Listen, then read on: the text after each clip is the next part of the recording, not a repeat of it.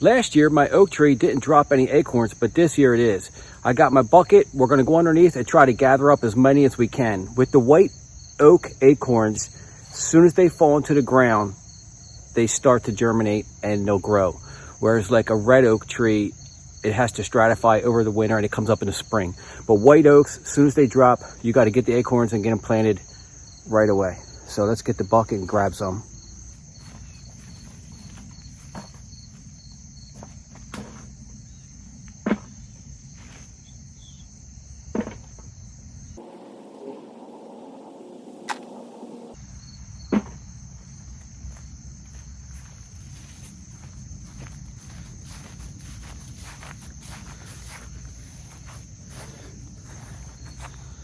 This is one of the acorns I just picked up, but see how it's already starting to grow? It already germinated, and there's a lot like that that are already popping out. And this tree's only been dropping for probably a week and a half or 2 weeks, and look how far that's grown already. So that's why you got to get them right away.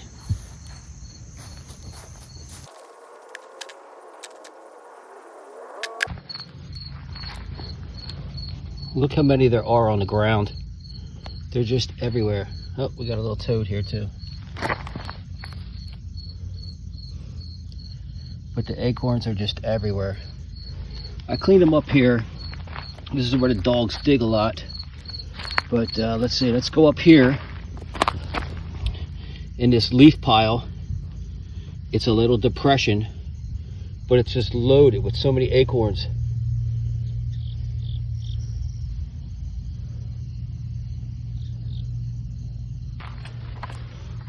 Look at all the acorns I got already. There's a bunch more here.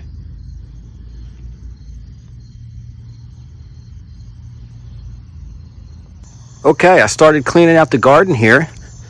All my milkweed that was over here, I got rid of all my milkweed, snapped it all off. There's still some stalks in there, but I'm gonna get my little rake.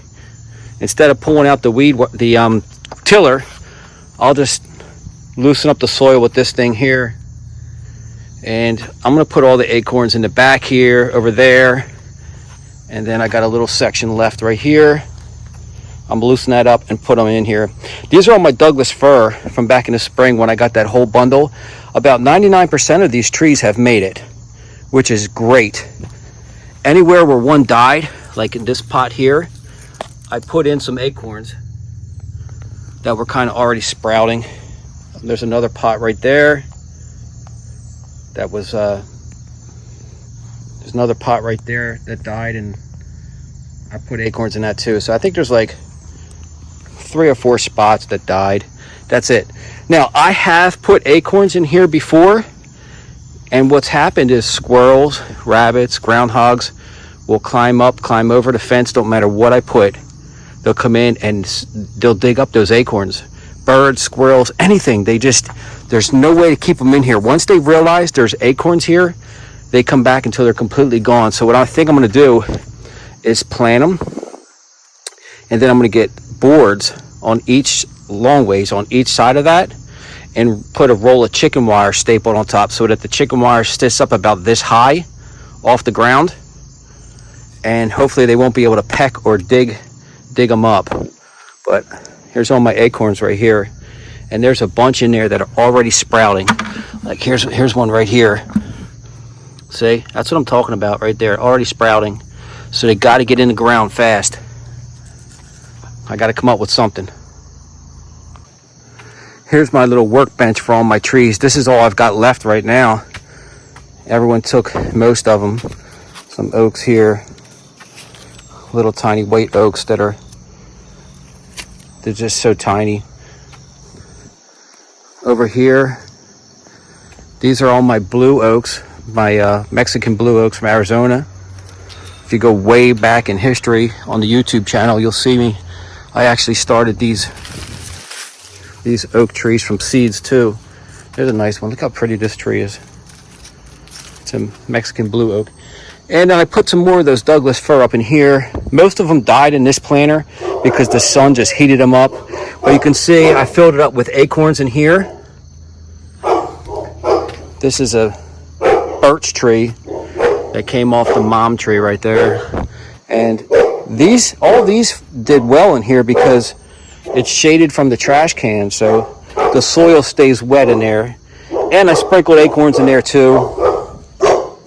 Back here is the berry bushes, and this dries out pretty fast too, sitting up here, this planter. I got potting soil in there, and it drains so fast that it dries so fast.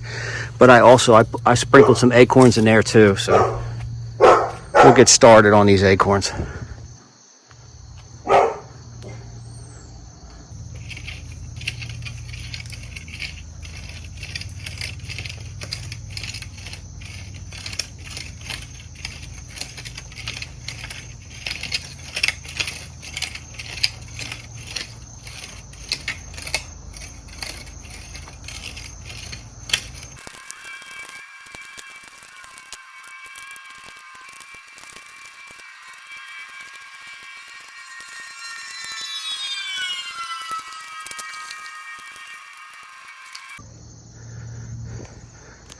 Done that. That was a stinking little bit of a workout there. Pulling that dirt back there was fine. This was rough because of the roots from the milkweed. This little section right here was like concrete. I can't believe how hard this was with all these pots sitting on top, shading that dirt. That was the toughest right there. All right, so now let me get these acorns in the ground.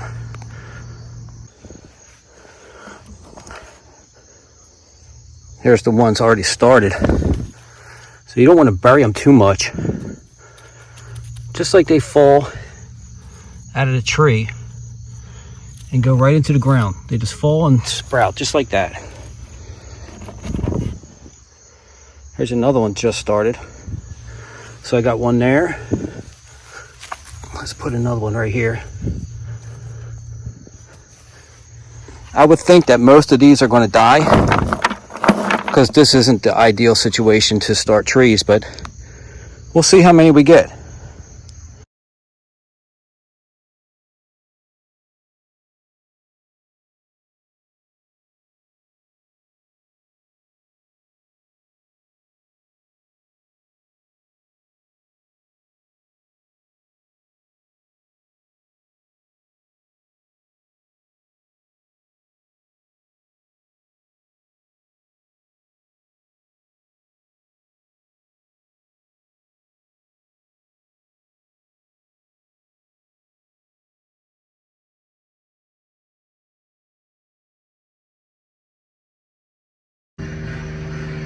I did two different techniques here. Back there, I did 5 acorns that way, and then 6 inches, another 5. So I did rows of 5 acorns all the way down the back there. And here, I just sprinkled them. You can see how I just sprinkled them in there everywhere. And the same here.